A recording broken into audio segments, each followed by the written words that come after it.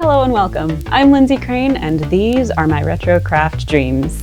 If you are new here, I love to make all manner of crafts from the 70s and 80s especially.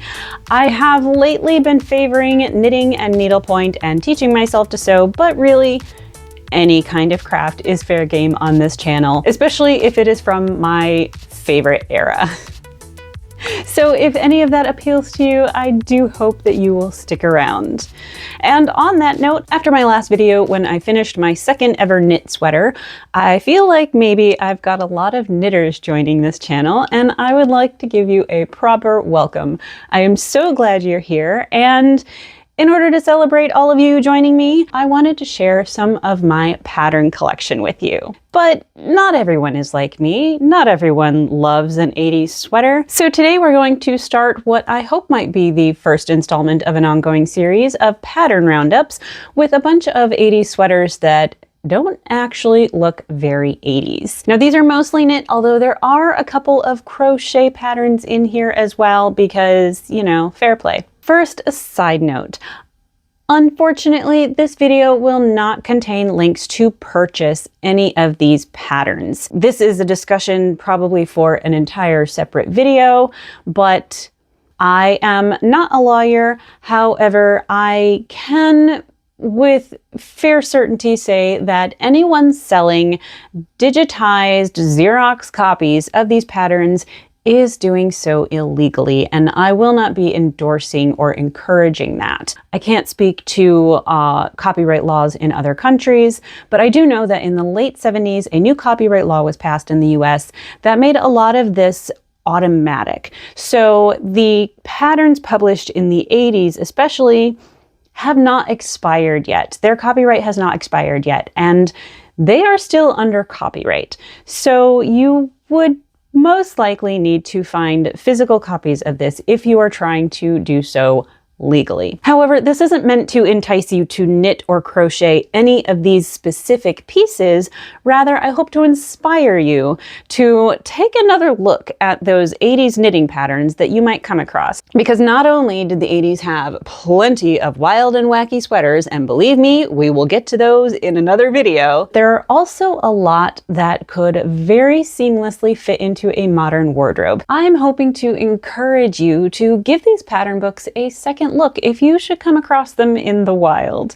Because although some of them may look very dated, there could be gold inside. And that also will then keep these pattern books out of the landfill just a little bit longer so that future generations can also enjoy them. So without further ado, let's have a look at some of these patterns and see if we can get inspired.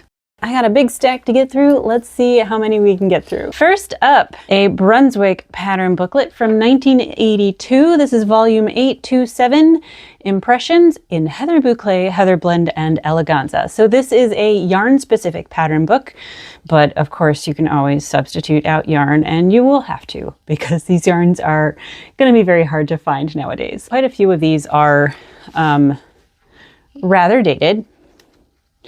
Tucked away in the back here, this is the triangle jacket.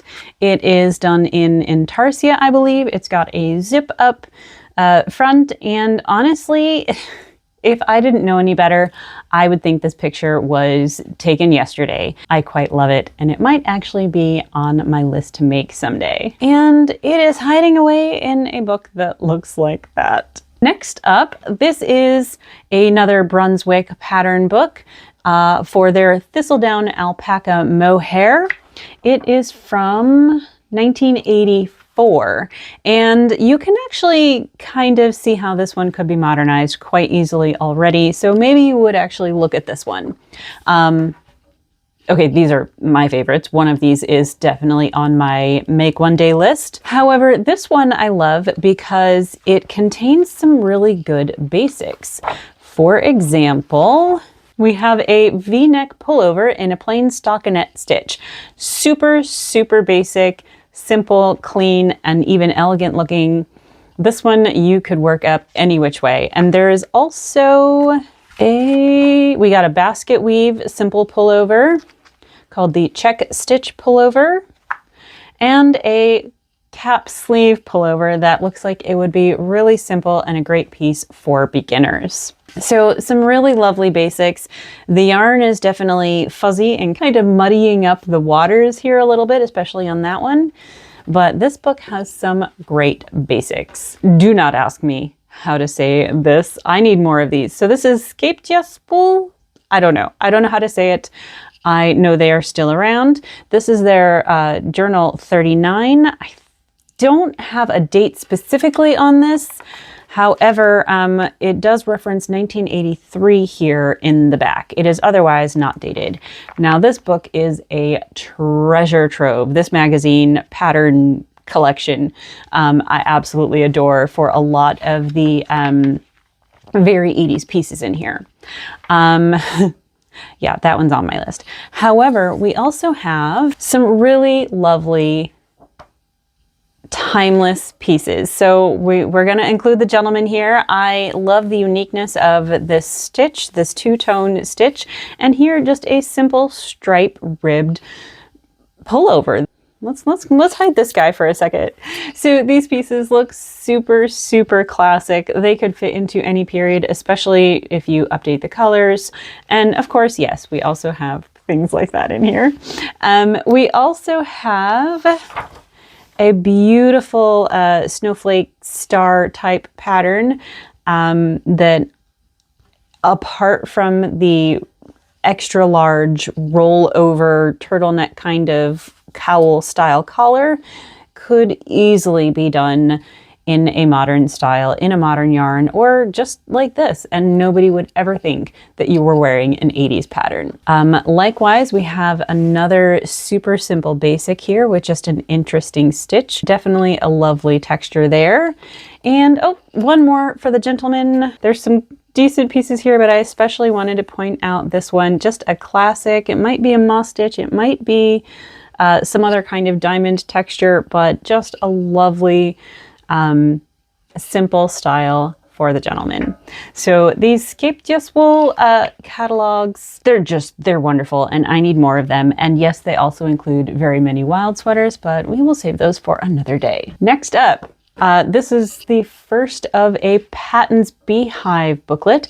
I have a gajillion of these. They are always wonderful. They typically are written for specific yarns, but they often feel pretty universal. Now, this picture itself, other than the texture of the Boucle yarn and, you know, the belt at the high waist, like, actually, no, that's probably coming back. Like, this looks like a pretty modern picture. So maybe you wouldn't pass this one up. This one is from 1987. And here we have just a super clean, lovely, beautiful tank top. In fact, I think there is one very similar to this that is somewhere near the top of Ravelry. And here we have in a pattern book that I got for a couple of bucks. What else has this one got? Yeah, like, just lovely. I mean, who would ever think? 1987. I wouldn't. Would you? Okay, this one is from Red Heart. I don't have a lot of them, but they can be quite fun, and they do usually include both knitting and crochet, and this one I am including because it is a crochet piece inside. So yes, we are very dated right here. This one is 1981. This lady looks as classy as they come. This is a crochet pullover. I don't know crochet quite as well, but it looks like it's just a texture created with a, what is it? Single crochet in the front loop, single crochet in the back loop, and repeat. And it's just given this lovely texture. We have some roll-up sleeves, which may or may not date it. I'm not sure, but I mean, you can finish a sleeve however you deem appropriate. And I think this is just a lovely crochet sweater that doesn't, a lot of times the texture of a crochet sweater just kind of makes it feel more dated. But this one I feel like just, I thought it was knit at first. It's just really classic and lovely. Unless you liked cottagecore, you would probably never have picked that one up. Okay, next up, I did not know anything about this magazine up until a couple weeks ago, and I need more of them. This is American Home Crafts, Spring and Summer. Do we have the year? Here we go. Okay, so this one is not actually 80s. This one is 1975, but I wanted to show you this too because This you might just not even give a second thought to. And yet hiding in the back here, not only do we have this lovely sporty chevron green and white sweater that could just look so great in any manner of colors, but what's more, it's hiding back here a beautiful simple tank top and a nice stripy pullover. So even if you are looking at a craft magazine from the 70s, there might be some great modern pieces hiding away in there. Next up, we have Family Circle Great Ideas Knitting and Crochet. This is volume 13, number 5, which puts it in 1987. We have one of these. If you discount the belt, this is similar to, where'd you go? Similar to this one, and also I think similar to something I have seen recently on Ravelry. Just a great classic brick window pane. What do you call this? They're calling it a honeycomb. Okay, just a really wonderful, simple honeycomb style pullover. Now, one thing that is a bit of a challenge if you are accustomed to modern patterns and doing top-down round yoke sweaters, knitting in the round, you are going to be hard-pressed to find that in the 80s. Many of the 80s patterns in my collection are knit flat and seamed together, very often bottom up. However, in the round patterns do exist. And so I wanted to show you these two lovely colorwork pieces that were done in the round. Especially this one, it just looks super contemporary, and another just wonderful colorwork piece over here. So they do exist. You might have to dig around, but they can be found. Is there anything else in here I should show you? I feel like there was a crochet piece in here I wanted to show you, but oh, look at those cables. Those are just stunning.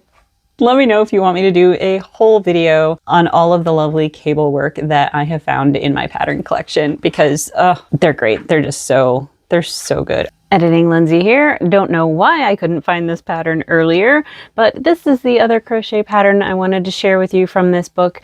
It is absolutely gorgeous in this granny square looking kind of stripy vibe, but actually it is a shell stitch design according to the description, and this one might actually be one of the rare crochet sweaters to make it on my queue because I just love this.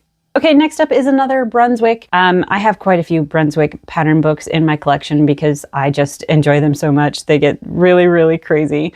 This is volume 862. It is 1986. So yes, while we have some classic 80s colorwork here on the front, we also have a beautiful, sweet, classic wide neck cardigan. If you take away the pointed collar and the cameo, this could fit into any contemporary wardrobe. For the most part, this is just coming from the texture of the yarn. If you use a modern yarn, you're gonna get a modern sweater. A lot of these patterns are going to be ones that are likely to be pretty easy to find here in the US.